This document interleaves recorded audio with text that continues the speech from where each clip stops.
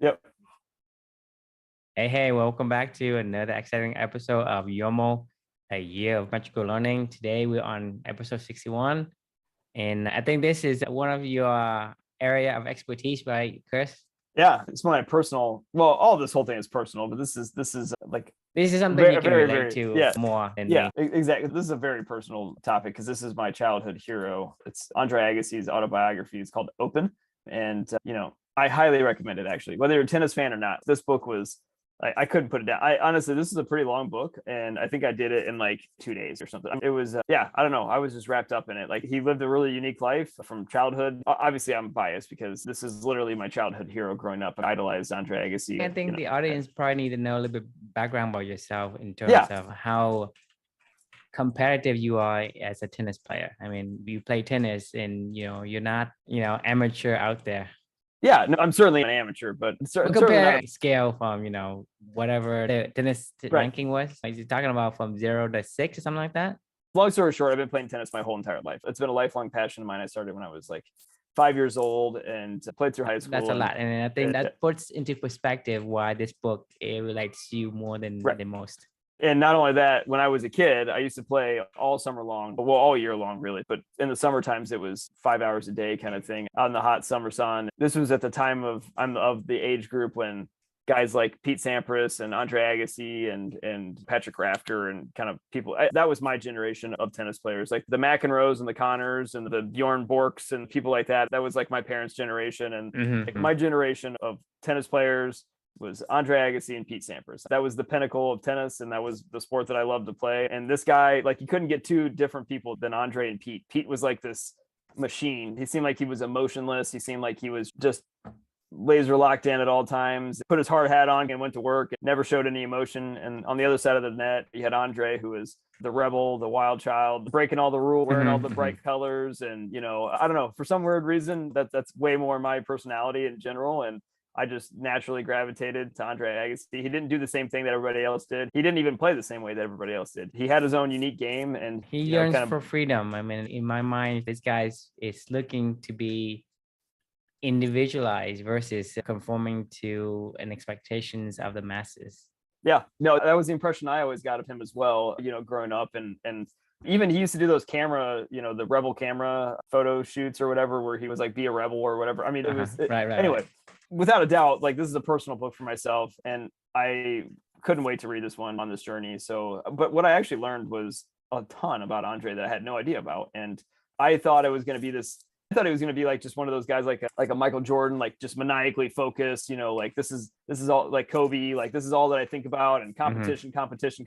Like that wasn't Andre at all. He's a really sensitive guy. He wrote this book, and I mean, he's a really solid writer as well. His story of his life was kind of remarkable because he actually, well, the reflection is, the title is "This He Who Has a Why Can Overcome Any How," and I'll start it off with saying like, the thing that like shocked me the most right out the gate, Andre, told us all like he hates tennis. He hates it. He spent his entire career and his entire life, he was forced to play. He was this prodigy growing up. He was on like Tiger Woods talk shows and stuff like that, where they were like, check out this 5-year-old guy that's doing all this crazy stuff. He's incredibly skilled. And it was because his dad built a tennis court in their backyard. They didn't have a ton of money, but his dad was obsessed with making him a pro tennis player and his siblings. So he would drill them all day long. This is what he did all day, every day, his entire life. Out in the desert in Las Vegas in his backyard with his dad, just hitting tennis balls at him. The big machine that he had, he like I forget what he called it, like the monster or something like that. Anyway, it was like this traumatizing machine that his dad would just blast balls at him all day long with, and make him hit and hit and hit. And of course you're going to get better as you dedicate these things. And his dad, and this is really important to his dad, so he thought it was really important to himself as well. Along the way, though, he started growing, getting better, but he grew to hate the game. He hated everything about it. And he always just felt like, I want to do other things. I want to express myself, but I don't even know how to do that. And this is all that I know how to do from early on in his whole life. At a certain point in time, he just felt like he was trapped in it. He was like, look, I don't want to do this. I hate it. But at the same time, like, I don't even know who I am or what's important to me or what I would do beyond this. This is just a part of me. Right. So right out the gate, I mean, I was kind of blown away that this was the sentiment that he carried in his heart his whole entire life. Well, at a certain point in time, though, along his journey, he finally broke through, won a major. I can't remember which one it was. Maybe it was Wimbledon or something like that. He broke through, won a major. He had been second a few times already. He was certainly one of those next prodigy guys. Everybody knew he was going to be great. And when he won, he made number one in the world, and he felt more unfulfilled than ever. And none of this feels good. He was like, I don't know what's wrong with me, but he kept pushing through, kept grinding away. This is all he knew how to do. And he kept winning. He won a few more majors and is like mid to starting to get into his later 20s. And then all of a sudden, like the whole world collapsed. He found himself just incredibly miserable, unhappy. He was married to Brooke Shields at the time, and he was unhappy in his marriage. He didn't know who he was or what he wanted to do with his life. He felt like he just didn't have a choice with a lot of stuff, actually doing drugs and stuff and crystal meth, and he got caught by the ATP tour, and with the failed drug test for crystal meth. He then also got divorced, and then his ranking plummeted. He was down in like the 200s. He was out of shape. He got injured. He was at home doing bad stuff and lost and didn't know what to do. So it was in this time of his life when he really kind of just said, I'm going to focus on what I care about. And one of the things that he always wanted in his life, but he never really did, he dropped out of high school because he was playing tennis, and he was like, this is what I do. I'm going to go pro. This is what I've been groomed to do. So, but he always really valued education, but he never really had a chance to ever go explore that himself. He seemed like a very introspective guy that liked to learn a lot, but for whatever reason, like he could never fill that value, I guess it seemed like. So he started to turn his attention and his platform toward building a school for underprivileged kids in his hometown of Las Vegas. So he started I think it's called the Andre Agassi Preparatory Life Academy or something like that. It's called the Andre Agassi Preparatory Academy. And this school became like everything for him. Like he felt fulfilled. He felt like he had a why. He watched these kids growing up, and he was like, I'm assuming he saw himself in them, and he felt like he was doing something with his life. And this is all when he was at the lowest point of his career, and he was lost himself, and he went through going through that rubble of his own life.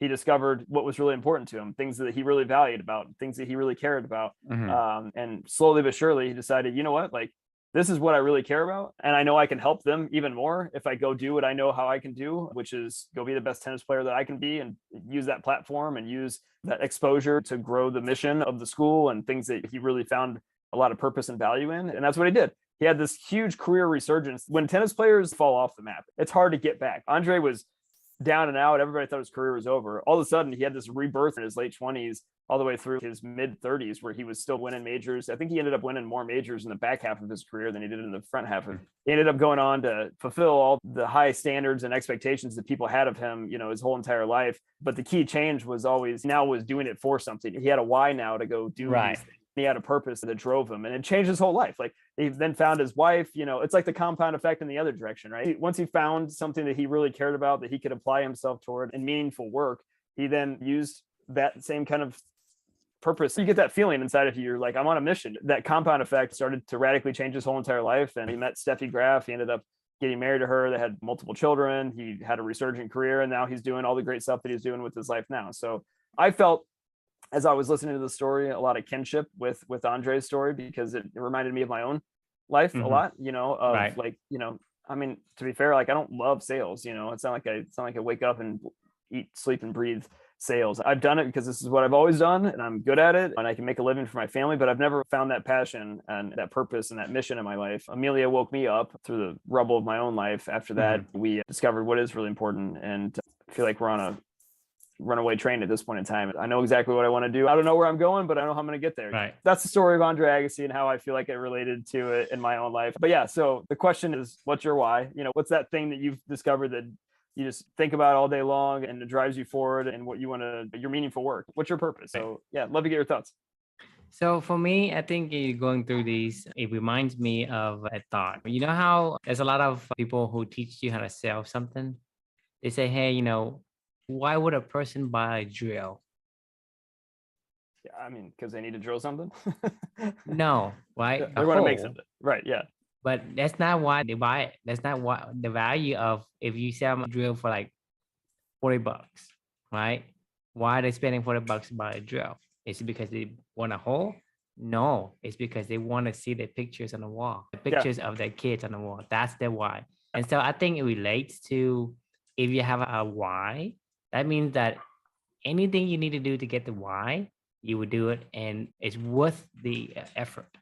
Whether you need to buy a drill for $40, and not only that, you're making a perfect hole, Right. You want to make it like really, really straight, and you want to make it like really, really neat, right? You want to make it perfect. The thing you Right. do is not important. It's not important what the whole is, but because the why is what you wanted, therefore you're gonna put a lot more effort into drilling that hole to the point where it is in the right place, at the right size, at the right level, Right. right? Because if you want a hole, just randomly punch a hole into a wall with some kind of drill with half-baked effort, right?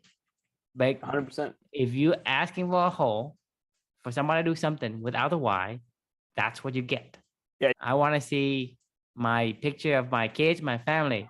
Then the thing that you're asking them to do is going to be superb. I couldn't agree more. The story reminds me of that thought. And I don't know if you think that's appropriate, because, you know, that's how I'm understanding this. If you have the why, then you can overcome any how. Whatever the how is, I need to get from here to there, regardless of how it is, how dangerous, how risky it is, how much effort it is. If there is a why, then that's going to be worth the effort. Yeah. I mean, that's exactly what I was thinking as I read through Andre's story. And that's exactly what I'm thinking when I think of my own life. I think if I flipped it around and was like, if I was starting from scratch and I was building I was an infant again and I was rebuilding my entire life, I would want to start with the why first and then figure out, start with why. Right. Simon's the next book. Exactly. That's like starting a business though. But if you're starting your life, if you start with why and you start But with I what think you care it all boils it's the same down thing. to humanity in at the core level, right? Right. Whether you're doing a business or whatever, you have to have a why. You do have to have a why. Why are you doing something?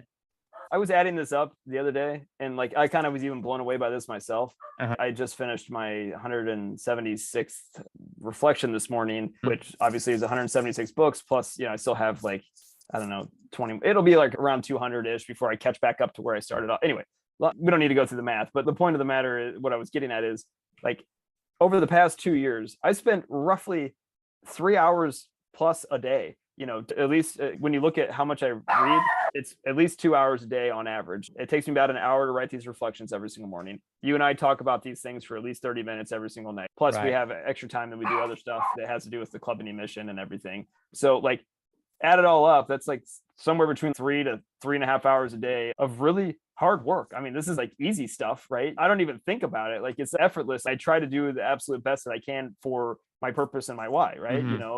That has nothing to do with what I do every single day. And now I can translate that through this whole process. I can translate that into an area that I previously didn't have a why, and I can go overcome that now. But ideally, I'd like to go find something that aligns with all this stuff, like your magical learning project, where you look back and all of a sudden it's effortless to put in really hard effort into something. That's the ideal world. That's meaningful work. It's a whole lot easier to do this Herculean tasks when you have a reason to do so. And I think that's that. I mean, the thing is that Andre Agassi, he's played tennis and he obviously plays well, but every time he practice, every time he play, he doesn't enjoy it at all. He hates it. He hated it. Like, I mean, this was said like 30 times in the book where he would go to dinner with somebody and they're like asking him about tennis. And he's like, I hate tennis. And they're like, well, you don't really hate tennis, do you? And he was like, no, I really hate tennis. Like I hate everything about it. And they're like, how could you possibly be Andre Agassi, #1 ranked tennis player in the world, world Grand Slam champion, and you hate it? I think back to my own life where I can't tell you how many times I've said to people like, you don't want to, like when they were like, oh man, you work at a great company, I'd love to do what you do. And I'm like, no, you don't want to do what I do. It sucks. Like I hate it. And they're like, well, you can't hate it. I'm like, yeah, no, I hate it. But that was before obviously all this other stuff. Right. And that was my motto though. That was and we talked about this. It was embrace the suck. It was do the things you hate the most first. It was grit and grind and whatever this other shit that we tell ourselves. And it was not me. Like, I mean, that was what I thought I had to do in order to to just grit through it, right? And it brings, the more that you do that, the more off balance you get, and the more off balance you get, the closer you get to depression and that unfulfillment stage when Andre found himself in his late 20s, and like it happens to everyone. Like if you don't know what you're doing something for or why you're doing something for, it's gonna happen to you eventually. And you're not gonna survive that, because I've seen people, like for example, somebody who is single, right, and works for a company they don't like, they don't last for more than 2-3 years. But Yeah. a person works for 20, 40, 50 years and hated their job and is miserable because they have some kids at home they have to support. Right? Because imagine a single person say, I don't need this. Right? They will not survive. They will have a meltdown. Yep. But a father with a family to feed, they can take any kind of abuse. And it's unfortunate, but that's what I've seen in corporate America and in other countries as well, especially in Asia. I mean, people hate their job, but they just suck it up and take it. You're dead on, right? And the sad part about it is, and what we're trying to fix is to take those people that do have a why and a purpose and align what they do to those values and to that why and to that purpose, right? And then it becomes a harmonious state versus this. Yep, you also get the better version. So you look at Andre Agassi, right? You say that he probably win more of the tournaments in his latter half after he found the why than his first half. It means that, like I was saying before, if you have the why, the how is going to be improved, because the how, like drilling that hole, you want to make sure it's perfectly level. You want it in the place in the center of a wall or wherever it is to make the why look the best it could be. And so the work that you put in is going to be even better, right? Because these guys hate their jobs, but they had to do for the why. So the jobs are probably, kind of average at best. But if you give them a why, the job they do is gonna be, I would say, more than they would do even with eyes closed. 100%. It's just because the why just carries such, super strength for them. It gives them strength to do more. So Andre does the same thing that he hates, right? But now has a why. He don't mind it anymore, and he does it better. Yeah. And so it's all looking up from that point on. And the compound effect takes over after that, and then the compound effect was in effect in both ways. It was compound effect going the negative direction in the front half of that. And then it's the compound effect. It's either going to spiral down or it's going to spiral up. Right. Exactly. Also boils down to the concept of when you want something and the why, the universe conspires. True. You're right. Like I've always worked hard my whole life. In the past 2 years since Amelia's passed away, like I've never worked harder on a project than I worked on her book and the audio book, and then what you and I have done. And it never once felt like work ever. It never once felt like it was hard. When I look back on it, I'm like, damn, that was a lot. Like, I mean, hell, we're 61 into these things. I'm 175, and we were talking about this the other day, where it's like you look down the mountaintop and you're like, shit, we've come a long way. It's been 9 months since I haven't woken up and written one of these reflections. And we barely break a sweat, right? Right. And that's the beauty of it. Once you have a why, you can do so, like I said, it's monumental task.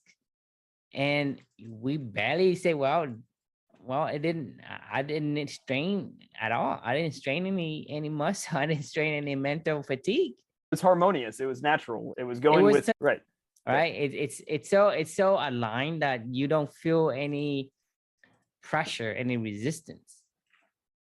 Right. And it feels good when you have that ability, right? How much longer can you go? You can go forever. Yes, it's the tortoise and the hare. It's like, if only that tortoise probably is the hare. It was just the hare with a Y. You can just keep going. Yeah. So anyway, it's an interesting book. I would highly recommend reading it if you are into it and want to check it out. If you need to find the why to have a more enjoyable life. Because the things that you do, you're gonna do anyway. Right. But if you find your why, you're gonna find joy in it, in the things that you do. So why not do that? Agree. Well, that's a topic for a different day in terms of how do you find a why, and because I'm under the impression, and I don't want to get too deep into this, but I'm under the impression that a why doesn't find you, or that you don't find a why, that a why finds you. That's kind of my general rule of thumb. You do a bunch of activities until you find your why. So I need to clarify that. I agree with you in one point, but at the same time, you have to recognize the why, because it will come to you and you can reject it. That's true. Yeah. Right. And so you need to know what I'm this person. Right. So when the opportunity comes to me, the why comes to me, I need to embrace it. Say, okay, this makes sense. I could do this. versus when it comes to you, no, I was taught to do this. I don't want things to change. Then you're not going to get your why, I right? agree. It's about that connection. You have to Yep. connect with your why. I agree. It's like your spirit animal, you know. All right, we'll save this topic for another day because it's a good one, and we can, you know, keep. I'm sure there'll be plenty more of these to talk about in the future. Right. Similar topics. So thanks for joining us for the day. And the question we can leave y'all with is what's your why? You know, comment and leave your comments in the chat, and I'd love to hear about it. Yeah, that's it for our show.